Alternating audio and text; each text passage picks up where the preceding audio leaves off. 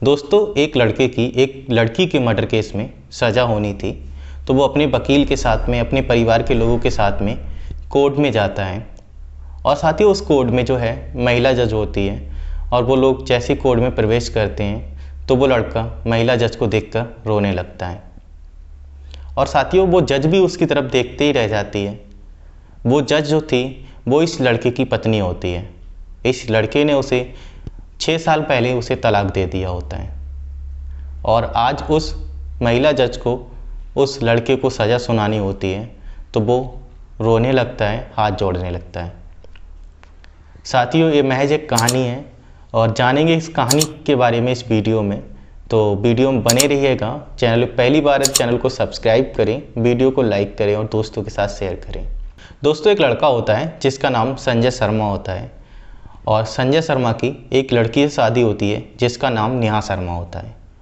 दोनों अपनी शादीशुदा ज़िंदगी में काफ़ी खुश थे, काफ़ी अच्छे से जी रहे थे, पर जैसे जैसे शादी का टाइम गुजरता है इन लोगों के बीच में झगड़े शुरू हो जाते हैं, और झगड़े काफ़ी हद तक बढ़ जाते हैं। दरअसल दोस्तों, संजय होता है, उसका एक लड़की से अफेयर चल रहा होता है, और वो उस लड़की से दिन रात बातें करता है।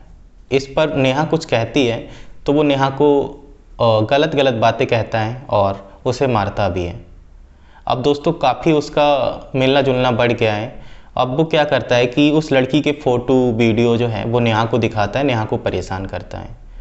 अब नेहा काफ़ी परेशान है, पर नेहा पढ़ी लिखी लड़की थी तो फिर ज़्यादा ध्यान नहीं देती है। वो सोचती है कि परिवार ना टूटे तो अच्छा है, पर संजय की हरकतें रोज़ बढ़ती ही जा रही है। अब साथियों, धीरे धीरे टाइम गुजरता है, शादी का लगभग 1 से 1.5 साल होता है। अब जो संजय है वो उस लड़की से कहता है, नेहा से कहता है कि मुझे तुमसे तलाक चाहिए। अब साथियों, नेहा परेशान हो जाती है कि आखिर वो कैसे तलाक दे, घर की इतनी अच्छी स्थिति नहीं है, और वो जाएगी कहाँ तलाक लेने के बाद। तो फिर वो कोई जवाब नहीं देती है, वो अपने पिताजी को बुलाती है और अपने घर चली जाती है। इधर दोस्तों, संजय जो है वो कोर्ट में तलाक के लिए अर्जी दे देता है, और कुछ समय बाद इन लोगों का तलाक हो जाता है। अब साथियों, नेहा शर्मा जो है अपने पिताजी के यहाँ रहकर जज की तैयारी करने लगती है, दिन रात मेहनत करती है, बहुत पढ़ाई करती है, और जब जज का फॉर्म निकलता है तो वो फॉर्म भर देती है। अब साथियों, फॉर्म भरने के बाद उसकी परीक्षा आती है, वो परीक्षा देने जाती है, और पहली ही बार में उसका सिलेक्शन हो जाता है। अब साथियों, वो जज बन गई है। दोस्तों, इधर नेहा शर्मा जज बन गई होती है तो कोर्ट में वो फैसले सुनाती है, और जो संजय होता है वो उस लड़की के प्यार में इतना पागल होता है कि वो उस लड़की के बिन रह नहीं पाता है। लेकिन साथियों, एक दिन अचानक उस लड़की का मर्डर हो जाता है, और उस मर्डर का सारा आरोप उस लड़की के परिवार वाले संजय पर लगाते हैं। पुलिस संजय को गिरफ्तार करती है और तहकीकात करती है, तो सारे सबूत भी संजय के खिलाफ निकलते हैं। साथियों, इधर कोर्ट की कार्रवाई होती है और संजय को सज़ा हो जाती है। 2 साल सज़ा काटने के बाद उसे जमानत मिल जाती है, और जमानत पे वो घर आया होता है। लेकिन साथियों, केस का मुकदमा चल रहा होता है। इधर संजय का वकील भी काफ़ी कोशिश करता है कि उसे बचा लिया जाए, पर साथियों, जो भी सबूत होते हैं वो उसके खिलाफ होते हैं। जो भी चीज़ें मिलती हैं वो सारा संजय के खिलाफ मिलती हैं, तो वो भी कुछ कर नहीं पाते हैं। और क्योंकि आप सभी जानते हो कि कोर्ट जो है वो सबूत मांगता है, सबूत के आधार पे चलता है, और सबूत जो है संजय के खिलाफ होते हैं, तो वकील भी कुछ ज़्यादा नहीं कर पाता है। लोगों को भी पता होता है कि इसे उम्र कैद होनी है, क्योंकि सारे सबूत जो हैं वो उसके खिलाफ हैं। अब साथियों, इसकी लास्ट डेट आती है। अब ये कोर्ट में जाता है अपने परिवार के साथ में, अपने वकील के साथ में, और कोर्ट में जैसे एंट्री करता है और उस जज को देख करके रोने लगता है। जज भी इसे देखती रह जाती है, क्योंकि वो जज जो है वो इसकी पत्नी होती है, जिसे इसने 6 साल पहले तलाक दे दिया था।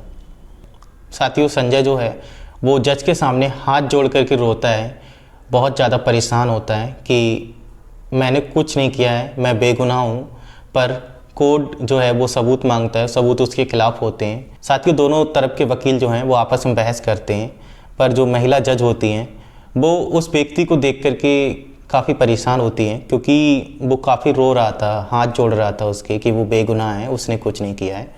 दोस्तों, नेहा शर्मा उसके केस की 2 तारीखें और बढ़ा देती है, और अपने पीए से कहती है कि इन्हें मेरा नंबर दे दो, और वो संजय से कहती है कि संजय तुम आकर के मुझसे मिलना मेरे चैम्बर पे। और किसी को ये मत बताना कि नेहा शर्मा जो है वह मेरी पत्नी है। और जब वो उसके चैम्बर पे जाता है तो काफ़ी रोता है, गिड़गिड़ाता है कि नेहा मैं बिल्कुल बेकसूर हूँ, मैंने कुछ भी नहीं किया है और मुझे बेगुनाही की सज़ा मिल रही है और मैंने किसी भी तरह का कोई गुनाह नहीं किया है और मुझे पता भी नहीं है कि वो लड़की कैसे मर गई। तो नेहा कहती है कि संजय तुम्हें अपनी गुनाहों की सज़ा तो मिल ही रही है, तुमने ये गुनाह नहीं किया है तो तुमने कोई और गुनाह किया है, तुम्हें उसका फल मिल रहा है। तब वो समझ जाता है कि हाँ मैंने नेहा के साथ में बहुत गलत किया था। जब वो उसके घर पे थी दोस्तों तो नेहा के साथ में वो बहुत गलत हरकतें करता था और वो उस लड़की को नेहा के सामने लाता था, उसके सामने सारी बदतमीजी करता था। तो वही पश्चाताप होता है उसे कि हाँ नेहा मैंने तुम्हारे साथ गलत किया और शायद उसी का फल मुझे मिल रहा है। साथ ही वो कहता है कि नेहा तुम बहुत अच्छी हो, मैं तुम्हें अपनाना चाहता हूँ और जो गलतियाँ हुई उसको माफ़ कर दो। तो वो कहती है कि बस संजय इतना ही सही है, अब मैं तुम्हारे साथ नहीं रहूँगी, तुम्हारा अलग रास्ता है और मेरा अलग रास्ता है, पर हाँ इतना कर सकती हूँ कि तुम्हारी सज़ा माफ़ कर सकती हूँ। तो साथियों फिर अगले दिन क्या होता है, कोर्ट में सुनवाई होती है।